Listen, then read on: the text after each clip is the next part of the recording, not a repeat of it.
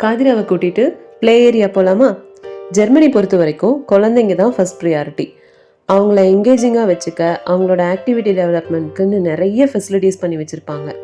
ஹாஸ்பிட்டலில், கிளினிக்கில், ஈவன் நிறைய கவர்மெண்ட் ஆஃபீஸில் கூட குழந்தைங்க விளையாட்டு பொருட்கள், ட்ராயிங், கலரிங் பண்ணுறதுக்குன்னு எல்லாமே வச்சுருப்பாங்க.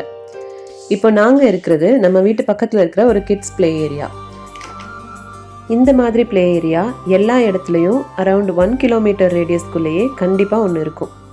இது ஃப்ரீ ஆஃப் காஸ்ட் தான். என்ன தான் சொல்லுங்கள், குழந்தைங்க கூட இருக்கும்போது தான் நம்ம கவலையெல்லாம் மறந்து குழந்தைங்களாகவே இருக்க முடியும். ஆமாம் தானே? குட்டீஸ் கூட வர பேரண்ட்ஸும் அந்த டைமை யூட்டிலைஸ் பண்ண நிறைய ஒர்க் அவுட் எக்யூப்மெண்ட்ஸ் கூட வச்சுருக்காங்க. டைம் இப்போ நைட் 8 மணி ஆகுது. சூரியன் எப்படி சில்லுன்னு நடிச்சிட்ருக்காரு.